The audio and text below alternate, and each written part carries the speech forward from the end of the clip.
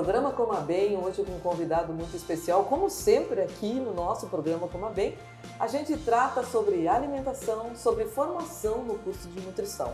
E hoje nós trouxemos como convidado um aluno que eu sinto saudade. Nós tínhamos aula ainda lá no prédio antigo, ele se formou em 2007 no curso de nutrição. E eu me lembro bem até onde ele sentava. Ele era um rapaz extremamente calado, mas participativo e tinha um excelente desempenho. Ricelli Lopes aqui com a gente, ele se formou nutricionista. Eu vou pedir que ele fale um pouquinho o que ele está fazendo, além da nutrição, o que ele fez. Tá bom, pessoal? Ricelli, seja muito bem-vindo ao programa Coma Bem. Eu que agradeço o convite, é um prazer voltar aqui novamente para conversar um pouquinho sobre nutrição. Eu me formei em nutrição no final de 2007. Comecei atendendo a domicílio e aí depois, com o tempo, fui tendo meu consultório. Também hoje sou proprietário da academia e atuo na área de nutrição clínica e nutrição esportiva. Em 2015 eu me formei em educação física para tentar aliar mais essas duas áreas, né? E com certeza são dois pilares, eu acho, para a saúde geral bem importantes, né? E atualmente eu trabalho como personal, mais na área de nutrição clínica e esportiva, e tento aliar sempre essas duas áreas, tanto na nutrição clínica como na nutrição esportiva também. Olha só, minha gente, quando a gente vê esses profissionais que saem da instituição, da Universidade Franciscana, que na época não era, era o UniFra, né? Universidade Franciscana, a gente sente o maior orgulho, porque o Ricelli, além dele ter se formado em nutrição, ele buscou uma nova complementação para fechar essas duas profissões, que elas têm tudo a ver uma coisa com outra, né?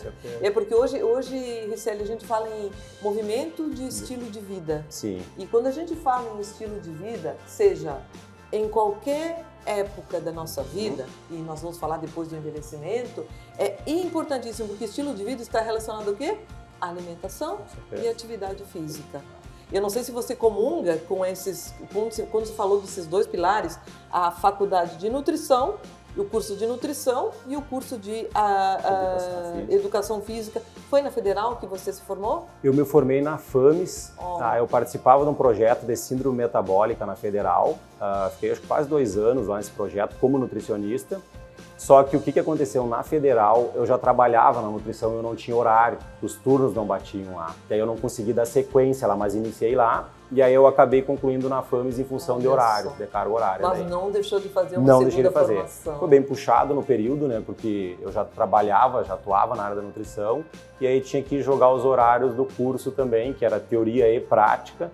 Mas deu certo, né? Consegui me formar. E hoje eu atuo também com a área da educação física e gosto bastante. Né? Olha só.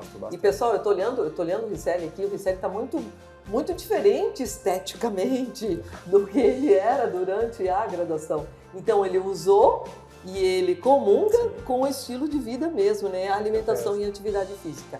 Ricelli, eu gostaria de saber se... agora eu vou te fazer uma pergunta um pouquinho mais aprofundada enquanto a formação. Tranquilo. Nosso curso de nutrição, ele prepara para o mercado de trabalho? Com certeza, sim. Eu me formei aqui, né, como eu disse, no final de 2007. Para mim, tive uma base muito boa. Tanto que hoje eu uso referências, né, aqui de dentro da instituição, de professores do tempo que eu fiz graduação e estão atuando até hoje. E é de consultório, vamos dizer assim, o material que eu utilizo para avaliação antropométrica. Que é uma referência nacional, né? Do Thiago, professor Thiago também. E para mim, assim, eu uso praticamente todos os dias para avaliar a composição corporal e acho ele muito didático, né? Outros livros também de vocês daqui, o de nutrição clínica, é outro livro que eu tenho como referência também de base. E claro, né, atualização à base de artigos de PubMed, tudo para poder ter uma, vamos dizer assim, bagagem científica para atuar. E, na minha opinião, a UniFra me deu uma base muito boa, tanto que hoje eu consigo atuar com uma visão boa sobre nutrição, tanto clínica como esportiva. Foram as áreas onde eu tenho maior vivência, maior prática, né? E para mim, sim, o curso é muito bom. Porque nós temos entrado, a gente pensa na nutrição, não sei se você concorda comigo, Ricelli, a nutrição é uma profissão do presente e do futuro.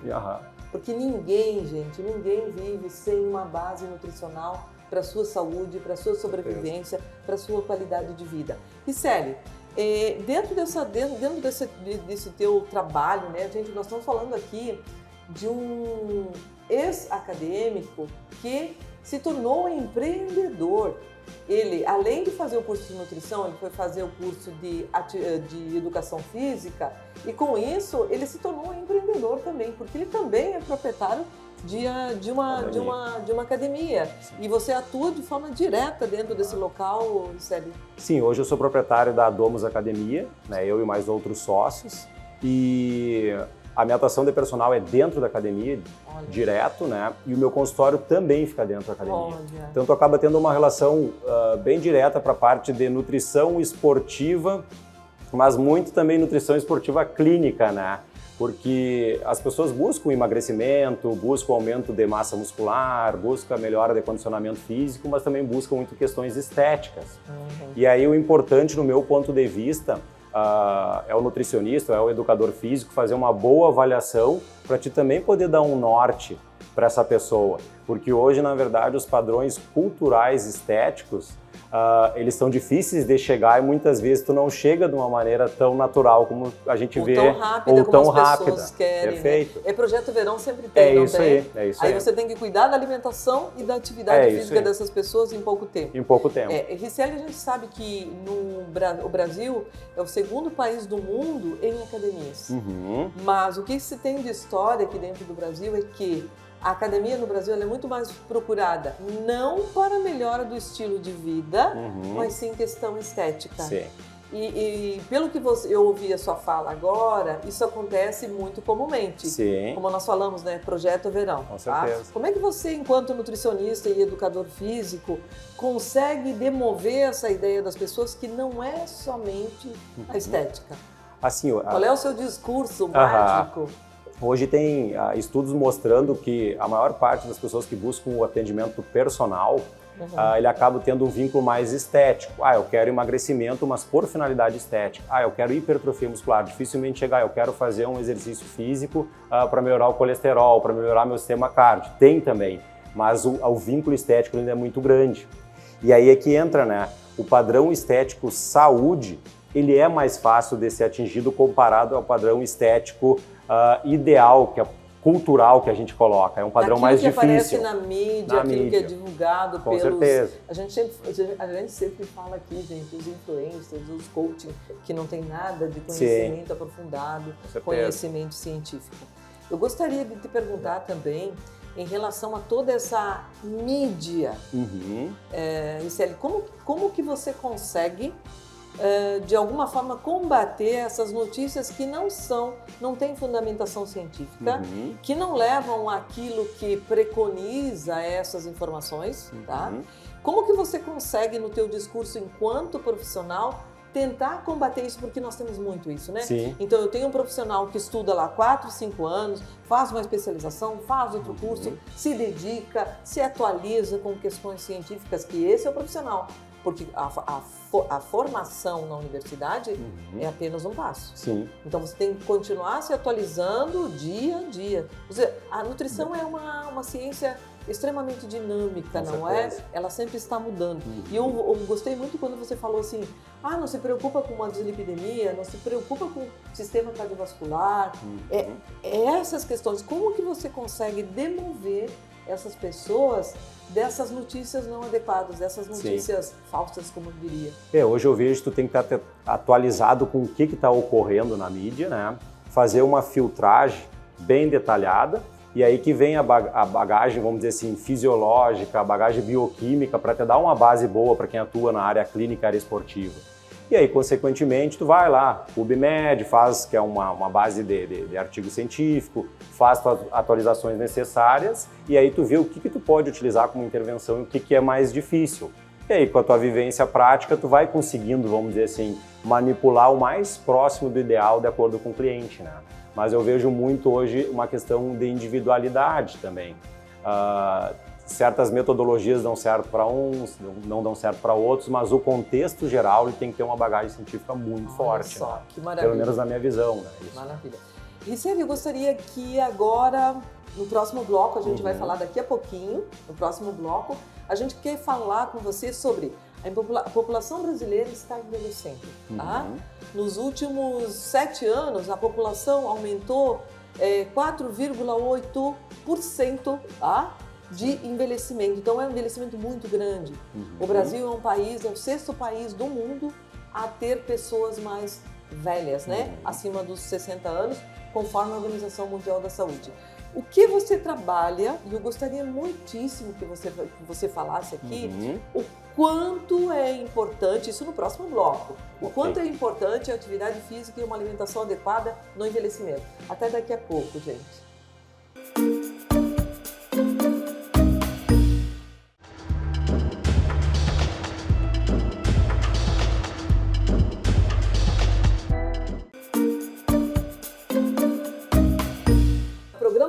No seu segundo bloco aqui, e agora um tema muito especial, um tema que nós precisamos conhecer muito e a população em geral precisa conhecer, principalmente a população que está envelhecendo.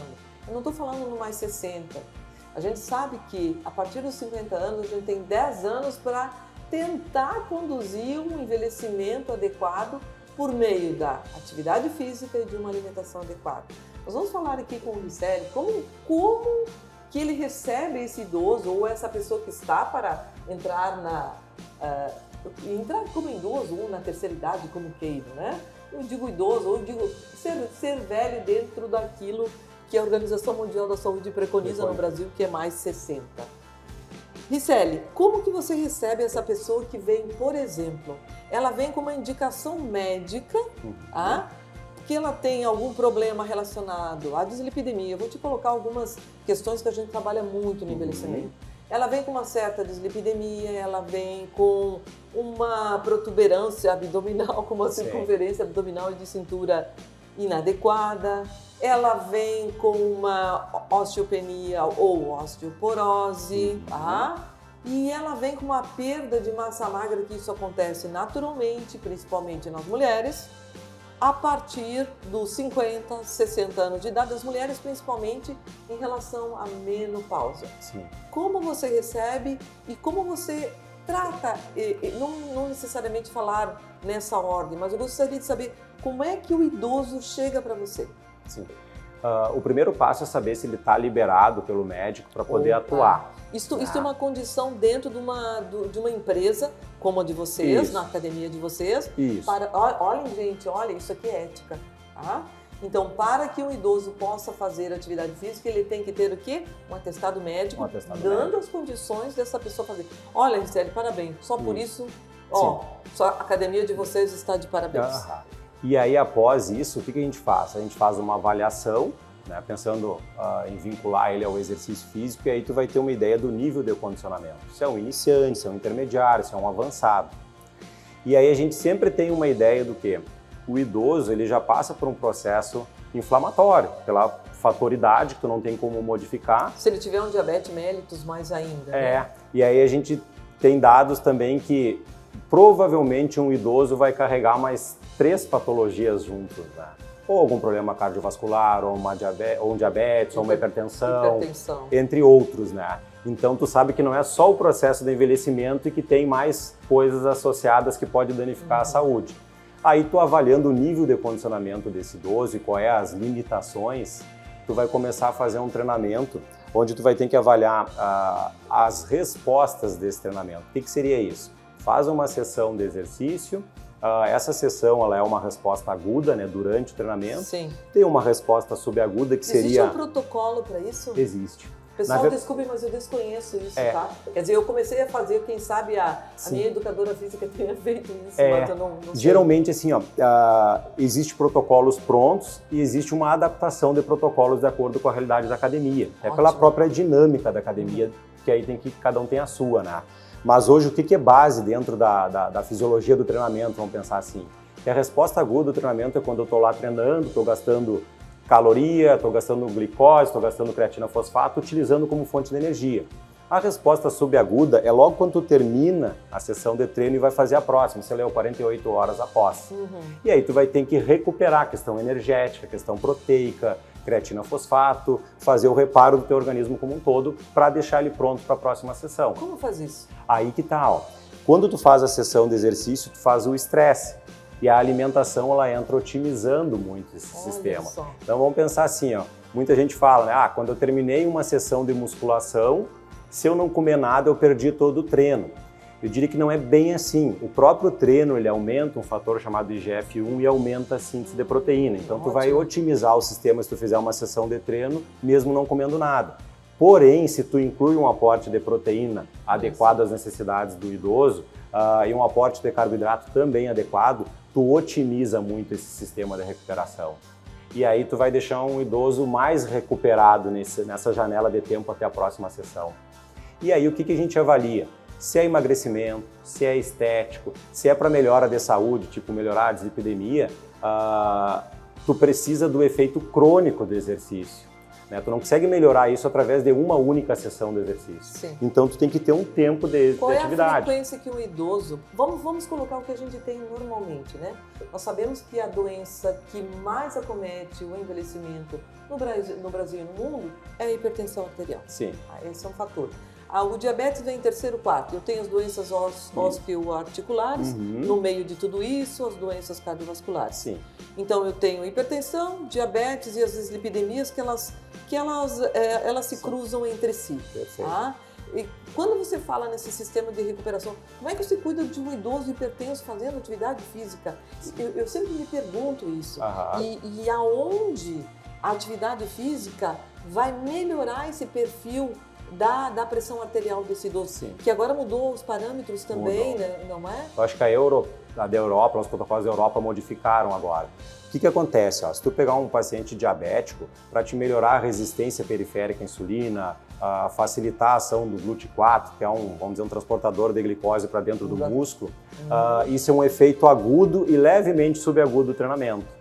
Então seria interessante realizar, não digo todos os dias, mas uma frequência de 5 vezes na semana, porém com um volume moderado, porque tem que gerar estresse, porém não pode gerar excesso de estresse nem deficiência. Quanto tempo o idoso tem que ficar dentro da academia? Hoje a gente vê muitos protocolos assim, se for uma atividade de alta intensidade, tanto da musculação como atividade aeróbica, 75 minutos por semana, ela é uma ideia, a 150 minutos, de 75 a 150. Mas claro que assim, o período de recuperação do idoso após uma sessão de exercício, ele é maior do que uma pessoa adulta jovem. Até os 40, 50 anos de idade. Ele otimiza mais a recuperação por ter, vamos dizer, um organismo mais novo. Né? Porque o envelhecimento em si ele é um processo, né? Onde células, tecidos, órgãos, sistemas, enfim, eles vão, entre aspas, perdendo funcionalidade. Se tu cuidar os fatores ambientais através da base alimentar, ou seja, uma alimentação com uma qualidade, uma quantidade boa, um exercício físico regular, 3 vezes na semana, 5 vezes na semana, mas com controle das variáveis do treinamento, tipo carga de treinamento, que envolve intensidade, envolve volume, e aí entra muitas outras variáveis. Tu consegue otimizar muito essas respostas. Mas lembrando que sempre o processo ele tem que ser visto como a resposta crônica. E tu tentar focar no processo e não somente no resultado. Ótimo. Porque hoje eu vejo muito tu querendo um resultado, muitas vezes bem difícil de ser atingido, mas tu não quer, vamos dizer assim, encarar o processo todo. Só que eu preciso, por exemplo, o idoso geralmente ele precisa aumentar a sua musculatura e principalmente a panturrilha, né? Isso. Que é uma base, né? É uma base. Aí não é de uma hora para outra que ele vai conseguir. Não é. Tanto a Mesmo com uma alimentação adequada.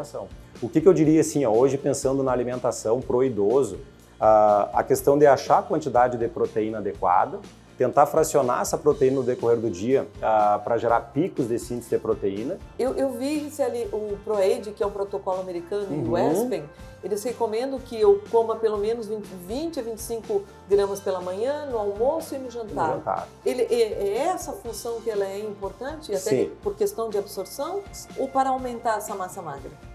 O que acontece, né? O idoso ele tem uma resistência anabólica. O que é isso? Tu tem uma dificuldade de sintetizar proteína. Sintetizar proteína para manutenção de tecido muscular, produção de enzimas, produção de hormônios, entre outras funções específicas da proteína. Só que a própria pele, as imunoglobulinas, perfeito. as enzimas. Enzimas no geral. Ótimo. Só que o que a gente vê no idoso, assim, ó, a sarcopenia hoje ela é considerada uma doença, né? Pelo CID, né? Baseado pela Organização Mundial da Saúde. Quando a gente avalia o idoso sarcopênico que vem perdendo massa muscular e, consequentemente, força, tu tem que ligar um alerta porque ele vai perder qualidade de vida com isso e vai perder saúde com isso. Tem uma escala para você verificar isso? Tem. Existe uma escala que é o índice de fragilidade. Sim. Que aí eu não saberia dizer como é que aplica isso, mas ele leva em consideração vários pilares sociais, alimentação, exercício físico para dizer se é um idoso frágil ou não. Então existe sim essa relação. A circunferência da panturrilha é uma medida importante? Ela é uma medida importante. Hoje eu vejo também a circunferência da cintura como uma boa medida, porque o que eu vejo no idoso que é sedentário, não tem uma boa alimentação? Tu vai reduzindo a gordura corporal, só que tu vai aumentando a gordura na região central, braços e pernas vão ficando, ou membros inferiores vão ficando com menos musculatura, e a consequência disso é o quê? Redução de massa muscular e aumento de gordura central. Só que a gordura central, mais especificamente a visceral, ela tem respostas no teu organismo bem nocivas, né? Então, a resistência à insulina, resistência à própria leptina. Perfeito. Né? E aí os centros de controle já não trabalham adequadamente. Então o que eu vejo assim, ó, tu tentando chegar a uma composição corporal saudável, que na minha visão é bem mais viável. Mas é médio e longo prazo. Médio e longo prazo. Médio e longo prazo. Pessoal, prestem bem atenção. Se você está envelhecendo, se você passou, principalmente as mulheres, passaram de 50 anos de idade, estão no climatério, na menopausa, mais importante ainda, antes dos 60 anos de idade, e no envelhecimento, prestem muita atenção, que a Gisele vai falar o que é importante comer antes, depois do exercício, e se existe algum suplemento dentro dos alimentos, o que seria importante mais ou menos em quantidade, independente das doenças crônicas, tá? O que seria importante comer antes, durante e posteriormente, né? Como uma alimentação adequada, para que eu consiga manter essa massa magra adquirida com uma atividade física regular, orientada, que é muito importante, não é? Com certeza. Ter um profissional, um nutricionista e ter um educador físico do lado, melhora a qualidade de vida de todas as formas. Por favor, Vicele. O que eu vejo hoje, né? O idoso ele tem uma tendência a perder funcionalidade pelo próprio processo de envelhecimento. Isso é fato. Porém, se tu consegue controlar as variáveis de treinamento, treinar com uma carga adequada para as tuas necessidades, tu otimiza muito a resposta do treinamento. E a alimentação, ela entra auxiliando bastante nesse processo. Então, sempre é interessante tu consumir algo antes, exemplo, uma fonte de carboidrato saudável, se puder dar preferência para fonte de carboidrato mais natural, tu ganha na tua saúde geral. Pode ser uma batata doce, pode ser um pedaço de pão integral, alguma coisa assim? Pode ser uma fruta também, não teria problema nenhum, porque tu vai estar consumindo, vamos dizer, um padrão alimentar no contexto interessante para a tua saúde geral e também vai estar oferecendo para o teu organismo um carboidrato somado a outros nutrientes importantes, né? Ou seja, não somente o carboidrato, que muitas vezes eu diria que é uma grande deficiência hoje do idoso. Muitas vezes tu vai fazer um atendimento e tu avalia que de manhã ele toma um café preto com uma bolacha, água e sal. Ou um pão com margarina. Ou um pão com margarina, que é comum. Então isso acaba muitas vezes o que? Não gerando aqueles picos desse índice de proteína, tu não otimiza a manutenção de tecido muscular ou um aumento, e aí a tendência é tu ir entrando num quadro de sarcopenia, pensando na alimentação e na falta de exercício. E nem fazendo atividade física, nem liberando dopamina, que é um neurotransmissor fantástico, né? Com certeza. Mas eu vejo muito isso. Aí assim, qual modalidade é mais importante para o idoso? Vamos tentar pensar um pouco, né? Como o idoso vem perdendo funcionalidade, o exercício físico, de uma maneira geral, ele é muito importante, tanto a atividade aeróbica como anaeróbica. Só que a musculação, ela tem vamos dizer assim, como anaeróbica, né? Musculação como anaeróbica. Como anaeróbica, ela tem uma finalidade de manutenção ou aumento do teu tecido muscular. E esse que trabalha. E esse que te mantém saúde. Esse que te mantém saudável. Ele melhora o metabolismo. A gente fala em taxa metabólica basal, né? Você mantém uma taxa metabólica basal, um gasto energético adequado. Com certeza. Porque o que a gente vê assim, tem 2 estudos que eles mostraram que a redução da massa magra significativa, ela vai começar dos 50 aos 60 anos e dos 60 anos ou mais. Aí tu vai começar a ter uma queda significativa, se tu não cuidar os fatores ambientais. E aí um desses fatores é o exercício físico. E aí entra a musculação ou o treinamento de força, né, como algo importante para preservação, vamos dizer, desse tecido ou aumento. E aí a alimentação, se tu controlar um déficit energético ou uma manutenção do aporte energético, se tu não tem nenhuma sobrepeso ou obesidade, aliado a um controle proteico, tu consegue otimizar muito essa manutenção. E aí tu vai proporcionar mais saúde. Se tu tiver mais tecido muscular, mais força, mais autonomia, menos gordura corporal, principalmente da região central, o teu cenário metabólico, o teu cenário biológico como um todo, ele melhora. Olha só que maravilha. Então, assim, ó, a musculação ainda segue sendo uma modalidade muito importante para o idoso. Envelhecimento. E o aeróbico, ele também entra com a sua finalidade importante, porque como o teu metabolismo vai desacelerando, que é um outro artigo que mostra que o teu metabolismo começa a queda também com 50, 60 anos, sim. Mas é diferente, tipo a síntese de proteína e a queda do metabolismo, são coisas diferentes, né? Então, o que eu vejo? O aeróbico ele consegue trazer uma pegada mais de otimizar a tua utilização de energia e não servir tanto para estocar. Aí nós entramos lá nas mitocôndrias, né? Que é uma organela muscular que a tendência é ir reduzindo no processo de envelhecimento. Até a própria apoptose das mitocôndrias. Perfeito. Né? Aí quando tu inclui a atividade aeróbica, tu consegue fazer uma biogênese mitocondrial, tu consegue melhorar o número de mitocôndrias e a funcionalidade dela e, consequentemente, tu otimiza a utilização de energia e mais saúde. Mas o que comer depois da atividade física?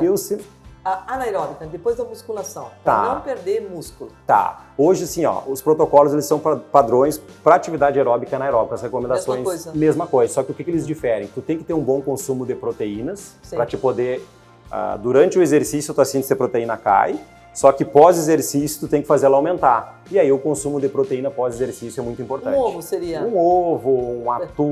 Um pedaço de carne. Pedaço de carne, pode ser via alimentar ou via suplementação. Tipo até leite, queijo, poderia ser utilizado como uma fonte proteica de alto valor biológico. Então quer dizer que, Ricelli, eu acho que é bem importante isso que você está colocando.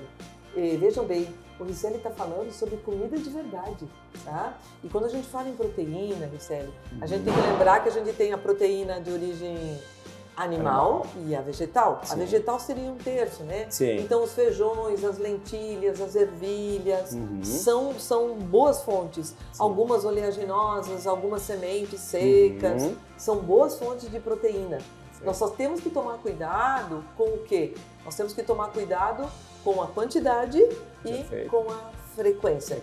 Se eu quiser dar um suplemento, quando é que você preconiza suplemento para um idoso ou para o envelhecimento? Por favor. É bem tecnicamente. Isso. Não, com certeza. Assim, ó, se tu tem uma alimentação saudável, onde através da alimentação tu consegue suprir todas as necessidades dessa pessoa, não tem necessidade de tu incluir um suplemento. Caso por uma questão de praticidade, que a gente pega muitas pessoas às vezes, que come só a bolachinha, água e sal no turno da tarde, um cafezinho, ou come só o pãozinho com a margarina e mais nada, ou seja, não tem um aporte proteico, eu acho daí que tu poderia pensar numa estratégia de usar alguns suplementos proteicos. Vamos pegar o whey protein, que hoje é muito... Se as pessoas tiverem condições financeiras também. Porque tem vários produtos e qualidades diferentes. E hoje, assim, de preferência, os que tem laudo técnico, né? Para te poder ter mais segurança na prescrição, que é uma responsabilidade do próprio nutricionista. Você está pensando aí na questão da proteína. Da proteína. Ótimo. Mas o whey, ele acaba trazendo outros benefícios, tipo uma ação de auxiliar no sistema antioxidante, porém são auxiliares, né? Eles não vão resolver um problema todo. Então ele poderia ser utilizado, porém na quantidade correta e ser prescrito, né? Ótimo. Gente, nós poderíamos fazer uns 2 ou 3 programas aqui. Nós temos que encerrar nosso programa aqui. Ricelli, tem muito questionamento para fazer. Acho que vamos ter que chamar o Ricelli novamente com assuntos mais específicos. Ricelli, muito obrigada pela sua presença. Eu que agradeço. Eu acredito que o público em geral ficou um pouquinho mais alerta, principalmente quando se fala em envelhecimento e alimentação e a necessidade de atividade física. Ricelli, muito obrigada pela sua presença. Eu que agradeço, Tereza. A gente fica muito feliz quando a gente vê um egresso nosso com tanto conhecimento, com uma desenvoltura profissional de excelência, como empreendedor, como excelente nutricionista e educador físico. Eu que agradeço o convite, é um assunto que eu sempre vou estar disposto a conversar, porque eu gosto e atuo também, e sempre é bom trocar figurinhas, ideias, né, porque a gente sempre acaba aprendendo um pouco mais para conduzir essa saúde geral. Obrigada, Ricelli. Agradeço. Programa Coma Bem, até o próximo.